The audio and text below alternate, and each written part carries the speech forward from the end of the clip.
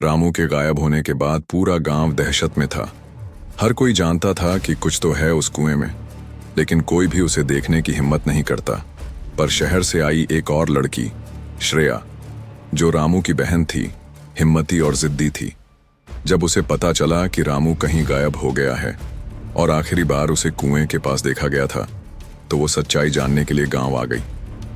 श्रेया ने गांव वालों से पूछताछ की, लेकिन सबने बस एक ही बात कही, उस कुएं से दूर रहो, वहां जो है वो इंसान नहीं है।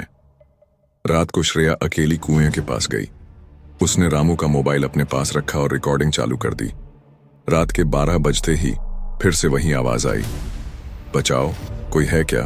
श्रेया ने नीचे झांका।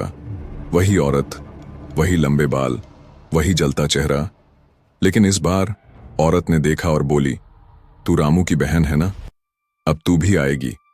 श्रेया डर के मारे पीछे हट गई, लेकिन कुएं से एक काली परछाई हवा में उठकर उसके पास आने लगी। और तभी अचानक मोबाइल की फ्लैश लाइट अपने आप ऑन हो गई और वो परछाई चिल्लाई, रोशनी नहीं, और गायब हो गई।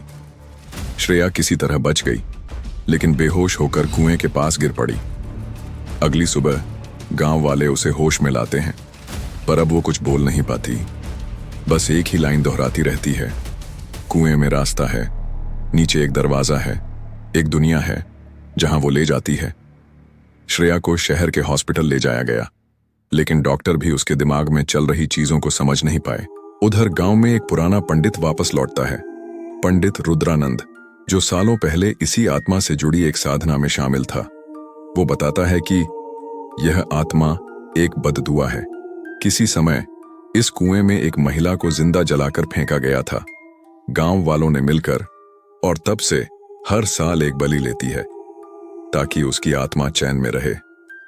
अब एक ही उपाय बचा था, किसी को अपनी मर्जी से उस आत्मा के पास जाना होगा और उसे मुक्त करने की कोशिश करनी होगी।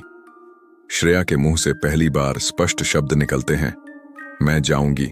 सब रोकते हैं, लेकिन वो नहीं मानी। रात को वो अकेली कुएं में उतरती है। रस्सी से कुएं के नीचे उसे एक सुरंग मिलती है और फिर एक दरवाजा, जिसके पीछे वो आत्मा खड़ी थी। आत्मा बोलती है, तू अपना जीवन दे दे तो तेरा भाई लौट आएगा। श्रेया बिना कुछ बोले अपनी आंखें बंद कर लेती है, लेकिन तभी रामू की आवाज आती है, नहीं दीदी। कुएं के बाहर एक प्रकाश फैलता है और अगले पल सब गायब हो जाता है। सुबह कुएं के पास दो लोग मिलते हैं, रामू और श्रेया, लेकिन अब कुएं में सिर्फ पानी है और वो आत्मा शायद अब मुक्त हो गई है। गांव में पहली बार बारिश की रात शांत बीती, लेकिन दूर से किसी बच्चे की हंसी की आवाज आई। अब हर साल एक बच्चा चाहिए,